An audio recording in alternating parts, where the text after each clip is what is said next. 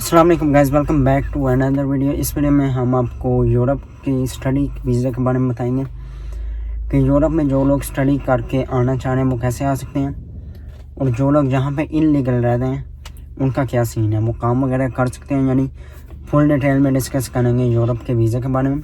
आपने इस वीडियो को शुरू से लेकर एंड तक देखा। कुछ लोगों के कमेंट्स आ रहे थे, वो मेरे से इनबॉक्स में भी पूछ रहे थे कि यूरोप में स्टडी वीज़ा कैसे लग सकता है, हम यूरोप में कैसे स्टडी वीज़ा पे अप्लाई कर सकते हैं। तो उसके लिए फिर डिटेल्स में आपको शेयर कर देता हूँ।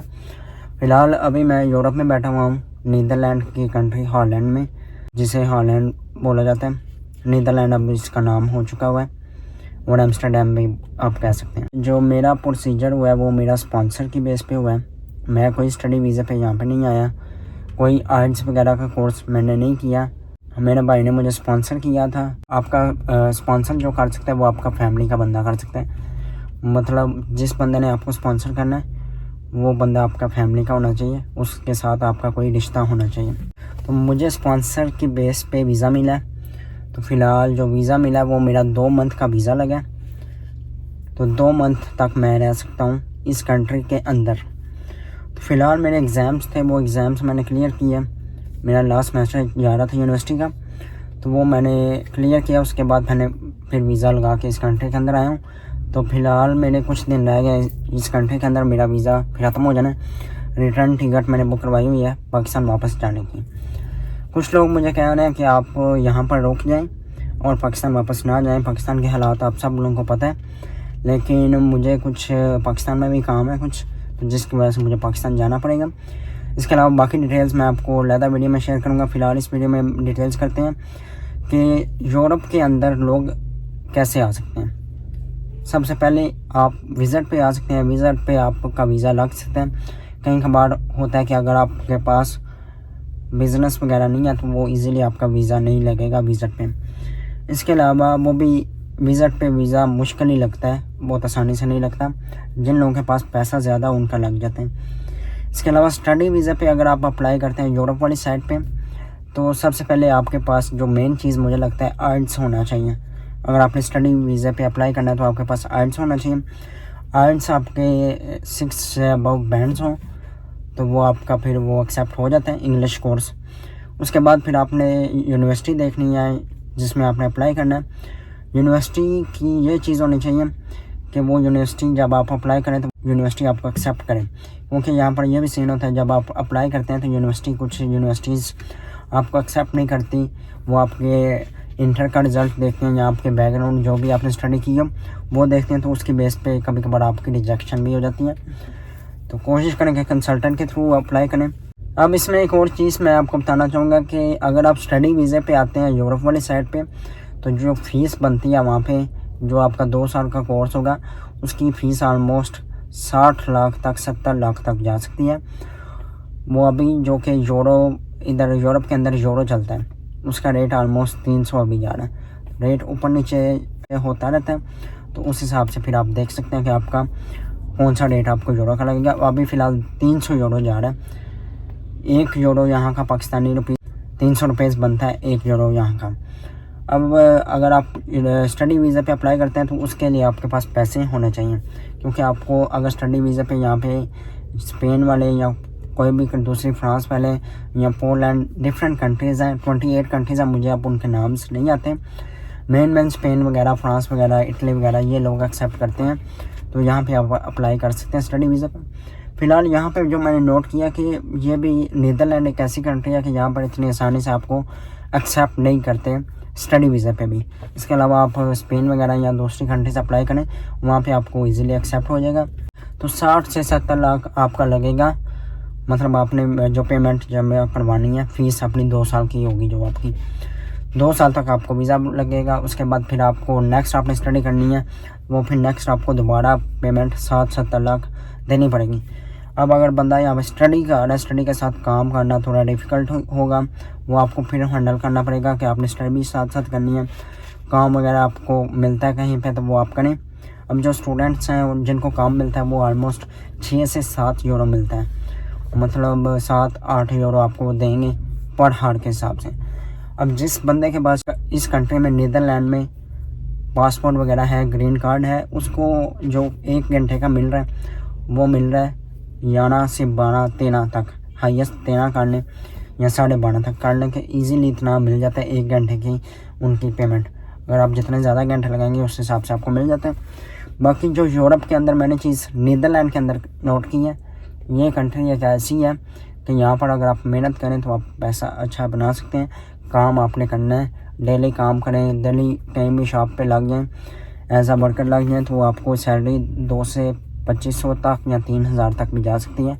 वो फिर आपकी मेहनत पे होता है, जितना ज़्यादा आप मेहनत करना चाहिए यहाँ पे। अब यहाँ पर एक और चीज़ है कि आप लोग डंकी लगा के भी आ सकते हैं। अभी मेरा दोस्त यहाँ पे बता रहा था कि उसकी एक दोस्त है दुबई में, दुबई से उसका वीज़ा लगा है स्पेन वाली साइड का, तो ऑलमोस्ट 45 लाख का बजट है जो उसने कंसल्टेंट को दिया। बाय एयर वो दुबई से इधर आया स्पेन वाली साइड पे 45 लाख लगा के। जब वो यहाँ पे कंट्री में एंटर हुआ है स्पेन में, तो स्पेन वाले अगर वो पकड़ लेते हैं तो वो फिर उसके लिए मसला बन सकता है। तो उसको पुलिस वगैरह से बच के रहना चाहिए, क्योंकि यहाँ पे अगर पुलिस वगैरह पकड़ ले तो वो यहाँ फिर आपको वापस भेज देती है या जेल में डाल देती है। वो कुछ इस तरह का सीन हो जाता है। तो जो लोग डंकी लगा के आते हैं उनके लिए थोड़ी डिफ़िकल्टी ये ज़्यादा होती है। जो लोग स्टडी वीज़े पे आते हैं उनके पास स्टडी का वीज़ा होता है, तो वो स्टडी का वीज़ा दिखा के आगे पीछे थोड़ा बहुत काम कर सकते हैं, तो वो उनके लिए इतनी परेशानी नहीं होती। जो लोग इलीगल यहाँ पे रह रहे हैं उनके लिए परेशानी हो सकती है, उनको बच के रहना चाहिए। और पुलिस वगैरह से कहीं भी अगर नज़र आ जाए तो वो दौड़ रहे, क्योंकि वहाँ पे आपको डिफ़िकल्टीज़ हो सकती हैं। बाकी जो मैंने आपको चीज़ बतानी थी, अगर आप बाय एयर आते हैं दुबई से, उसने मुझे बताया कि 45 से 50 लाख लग जाता है ऑलमोस्ट, अगर दुबई से बंदा आ रहा है स्पेन वाली साइड पे बाय एयर। उसके बाद जब बंदा इस कंट्री में एंटर हो जाता है, पुलिस पकड़े या कोई भी चीज़ हो, तो वो बंदा खुद इसका ज़िम्मेदार होगा, दूसरे बंदे इसके ज़िम्मेदार नहीं होंगे। उसका काम बस कंसल्टेंट का ये है कि वो बंदा को इस कंट्री के अंदर, स्पेन वाली कंट्री के अंदर एंटर करवा सकते हैं। अब यहाँ से अगर आप स्पेन जाना चाह रहे हैं, फ्रांस जाना चाह रहे हैं, बाय कार भी जा सकते हैं। मैं यहाँ से गया था नीदरलैंड से फ्रांस, ऑलमोस्ट 6 घंटे लगे हैं। तो मतलब रास्ते में कोई चेकिंग वगैरह हमारी नहीं हुई कि हमें रोक के पूछा जाए आप कहाँ से आए हैं, आपके पास पासपोर्ट कौन सा है। तो मेरा अब जैसे यूरोप का वीज़ा लगा हुआ था, मैं 28 कंट्रीज़ में जा सकता हूँ बगैर वीज़ा के। कहीं भी मैंने जाना है तो वो इजीली जा सकता हूँ। ऑलमोस्ट 12 से 15 घंटे लग जाते हैं स्पेन वाली साइड पे जाने पे, वहाँ पे भी मैं जा सकता हूँ। तो मेरा क्योंकि यूरोप का वीज़ा लगा हुआ है, तो यहाँ पर वही चीज़ है, अगर आप यूरोप के अंदर एंटर हो जाते हैं 28 कंट्रीज़ के अंदर, आप इजीली ट्रांसफ़र आगे पीछे हो सकते हैं।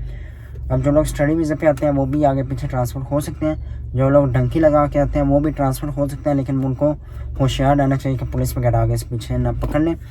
अब स्टडी वीज़ा पे अगर आप लोग आते हैं तो आपके पास पीछे बजट होना चाहिए। फॉर एग्जांपल आप 60 लाख लगा रहे हैं यहाँ पे, तो 60 लाख के बाद 2 साल बाद दोबारा आपने 60 लाख इनको देना है, तो वो आपके नेक्स्ट वीज़ा लगेगा। बाकी जो मैंने चीज़ नोट की है, अगर आप लीगल रहते हैं यहाँ पे 5 साल ऑलमोस्ट या 10 साल तक रहें, ज़्यादा शायद में भी एक बंदा बता रहा था 10 साल हम यहाँ पे रहे थे। 10 साल रहने के बाद फिर हमें वो कार्ड वगैरह मिल गया था। तो जो शुरू में बंदे आए थे वो 10 साल रहे थे, तो उसके बाद इन्होंने ऑन किया कि जो लोग 10 साल तक यहाँ रह रहे हैं उनको हम कंट्री का पासपोर्ट वगैरह दे देते हैं, नेशनैलिटी। अभी की बात की जाए तो अभी कुछ सख्ती हुई है ये नीदरलैंड के अंदर, ख़ास तौर पर सख्ती ये है, यहाँ पे अगर आप इलीगल रहते हैं तो एक तो अगर आप, मैंने आपको बताया 12 यूरो आपको पर हार अगर आप पासपोर्ट वगैरह बना हुआ है। जो नॉर्मल बंदा होगा जिसके पास पासपोर्ट नहीं होगा, वो बंदा आपसे काम भी ज़्यादा करवाएगा और आपको मतलब 1 घंटे का देगा भी 6 से 7-8 यूरो देगा। तो ये चीज़ है।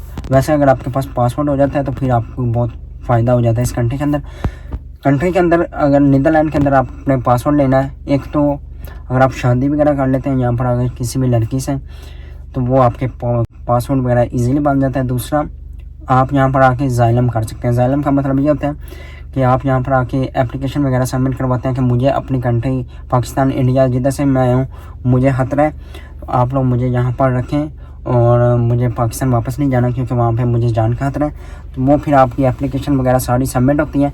उसके बाद कुछ टाइम लगता है इसको, वो आपकी चेकिंग वगैरह होती है, और अगर उनको आपका केस ये सही लगे तो वो फिर आपको इधर का पासपोर्ट वगैरह रहने की जगह और वीज़ा वगैरह भी दे देते हैं। फिलहाल जो यहाँ पर मुझे रास्ते नज़र आ रहे हैं, एक तो शादी अगर आप कर लेते हैं पासपोर्ट जल्दी मिल जाता है। अभी मैं भी बहुत ज़्यादा लोगों से मिला हूँ तो वो ज़्यादा ये कहते हैं कि आप यहाँ पर शादी कर लें, वो प्रोसेस बहुत जल्दी मतलब 95% वो कामयाब हो जाता है, शादी वाला 100% तक।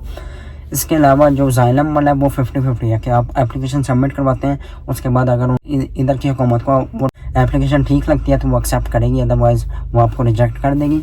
एक ज़ाइलम वाला ये होता है कि आप डंकी लगा के इधर आ जाएँ और उसके बाद आप ये कर लें। बाकी स्पॉन्सर वीज़ा पे आपकी फैमिली वगैरह हो तो आपका केस अच्छा हो, अगर आप फैमिली के साथ अप्लाई करें तो वो होगा, क्योंकि अगर आप सिंगल अप्लाई करेंगे तो वहाँ पे चांसेस कम है। मैंने फ़र्स्ट टाइम स्पॉन्सर पे अप्लाई किया यहाँ पे और मेरा फ़र्स्ट टाइम यहाँ पे वीज़ा लग गया है। बाकी फ़िलहाल इस वीडियो में यही बताना था, जो मेन चीज़ें मैंने आपको बताई हैं। एक ज़ाइलम कर लेते हैं, उसकी वजह से आपको पासपोर्ट यहाँ पे नेशनलिटी मिल सकती है। शादी कर लेते हैं, उसके वो भी पासपोर्ट आपका बन जाएगा। और दूसरा, आपको स्टडी वीज़ा पे आप यहाँ पर रहकर 5-6 साल रहकर लीगल, उसके बाद फिर आप अप्लाई कर सकते हैं कि मुझे यहाँ पर कोई कार्ड वगैरह मिल जाए तो आप यहाँ पर काम वगैरह कर सकते हैं। शादी वगैरह वाला प्रोसेस जल्दी है यहाँ पर। इसके अलावा ज़ाइलम वाला भी जल्दी है, लेकिन उसको टाइम लगता है, और वो एप्लीकेशन सबमिट होने के बाद पता चलेगा कि वो आपको एक्सेप्ट करते हैं, यानी उनको एप्लीकेशन आपकी सही लगती है यानी, तो वो चीज़ है। ज़ाइलम वाला भी 50-50% है, कम चांसेस हैं, इतना मैं 100% ही शो कह सकता कि आप ज़ाइलम करें तो आपका यहाँ पे हो जाएगा। ज़ाइलम का ये सीन हो जाता है कि जिस कंट्री में आप आए हुए हैं ना, पाकिस्तान से इधर आए हैं, तो आप दोबारा पाकिस्तान नहीं जा सकते, आपका यहाँ की नेशनलिटी बन जाएगी, फिर आप यहाँ ही रहेंगे, आपको पाकिस्तान जाने के लिए फिर वो दोबारा प्रोसेस कोई और करना पड़ेगा। तो ज़ाइलम ज़्यादा लोग यहाँ पर आके कर लेते हैं, या शादी वगैरह। स्टडी वीज़ा पे बहुत कम आते हैं, जिनके पास पैसा है वो स्टडी वीज़ा पे आ जाते हैं, लेकिन वही है ना, स्टडी वीज़ा पे आपको फिर पेमेंट हर दफ़ा देनी पड़ती है, स्टडी भी करनी पड़ती है, साथ काम भी करना पड़ता है। फिलहाल इस वीडियो में वीज़ा अपडेट्स की देनी थी कि यहाँ पे वीज़ा कैसे लग सकता है, क्या प्रोसेस है। होप्स गाइस आपको आइडिया हो गया होगा। कोई भी क्वेश्चन वगैरह हो आप कमेंट्स करके मेरे से पूछ सकते हैं। इस वीडियो को यही एंड करते हैं। वीडियो पसंद आए लाइक करें, चैनल पे न्यू है चैनल को सब्सक्राइब करें। मिलते हैं आपको नेक्स्ट वीडियो में, तब तक के लिए अल्लाह।